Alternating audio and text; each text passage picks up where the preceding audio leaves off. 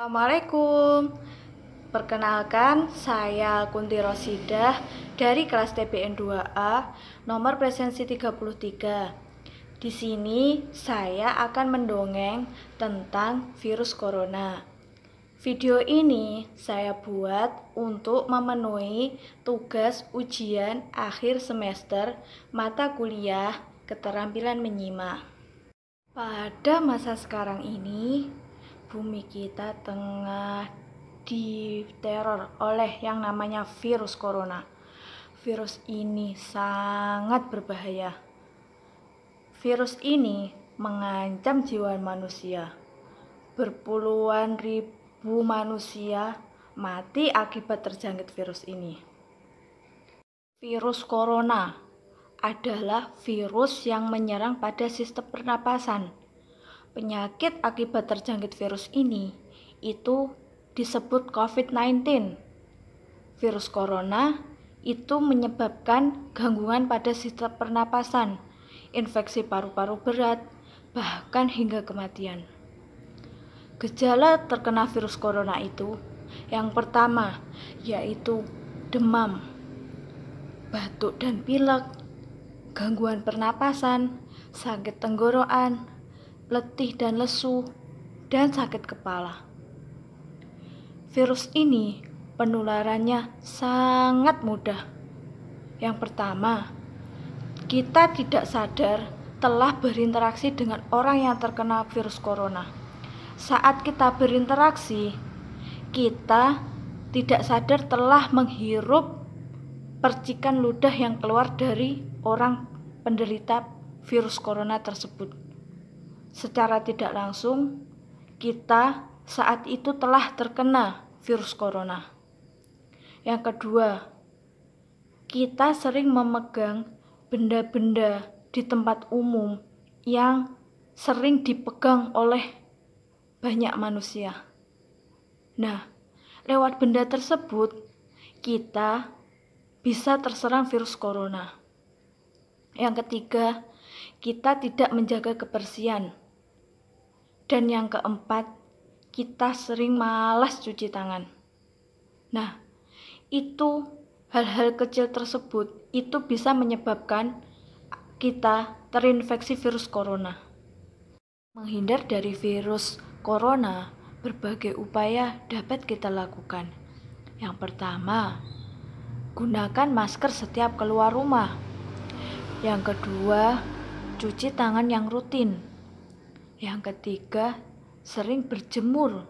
Yang keempat, selalu menjaga kebersihan.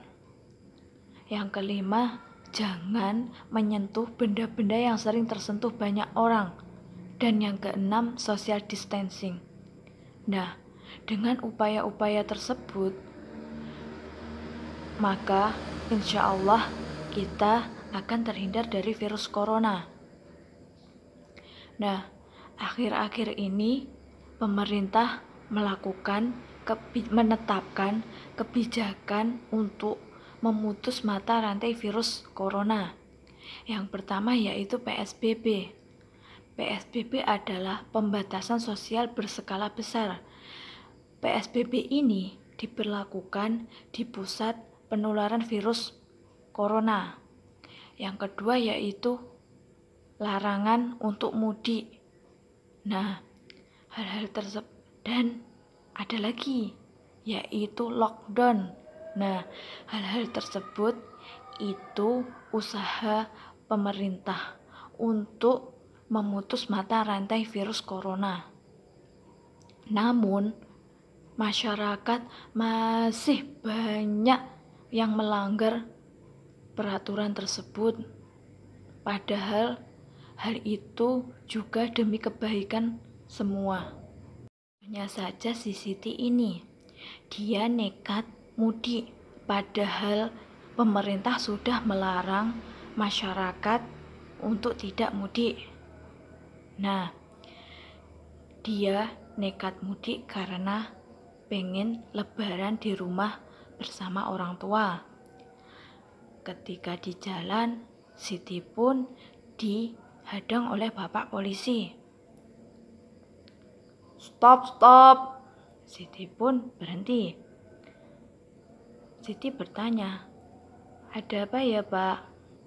Bapak polisi menjawab, Mbak mau kemana? Ini Pak, saya mau mudik. Loh Mbak, pemerintah sudah melarang untuk mudik. Nah, Siti pun menjawab, Pak, saya pengen mudik. Saya pengen lebaran bersama orang tua di rumah. Nah, Bapak polisi menjawab, sebaiknya Mbak putar balik saja. Nah, Siti tetap ngeyel, pengen mudik. Siti pun ngeyel, tetap pengen mudik. Bapak polisi padahal sudah melarang untuk meneruskan mudiknya. Akhirnya Siti bertanya, Pak, kenapa kok pemerintah melarang untuk mudik? Nah, Pak polisi menjawab, begini Mbak tidak tahu kalau ketika di jalan Mbak tertular virus corona. Nah, ketika di rumah Mbak berinteraksi dengan bapak dan ibu Mbak. Nah, dari situ virus corona itu bisa menyebar ke semua orang. Akhirnya Siti pun paham. Nah, Siti dengan penasaran lagi bertanya kepada bapak polisi, Pak, lah itu untuk PSBB kenapa kok pemerintah juga menetapkan untuk PSBB? Nah, Pak polisi menjawab, begini Mbak, PSBB itu dilakukan untuk memutus mata rantai virus corona. PSBB ditetapkan di kota-kota yang penularan virus corona itu terbanyak. Nah, akhirnya Siti pun paham dan bapak polisi akhirnya menyuruh Siti untuk kembali lagi.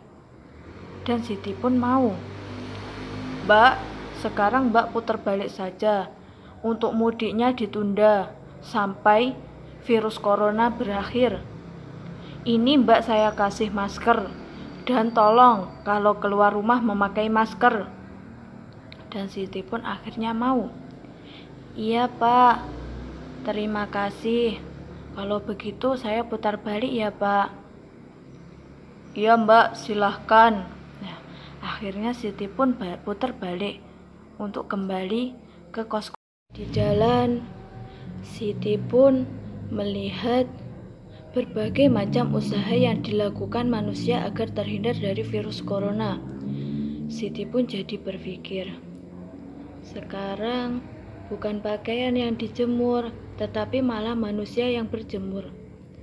Masker yang dulu jarang sekali digunakan, sekarang setiap keluar rumah selalu menggunakannya. Berbagai macam tempat cuci tangan selalu tersedia di depan rumah. Jalan yang ditutup, sekolah ditutup, dan tempat-tempat umum juga ditutup. Bahkan masjid dan tempat ibadah lainnya setiap hari semakin sepi. Hal tersebut karena aktivitas beribadah dibatasi. Ya Allah, apakah ini teguran darimu atas kesalahan yang telah diperbuat manusia di bumi ini? Begitu banyak bencana, wabah penyakit yang melanda bumi ini.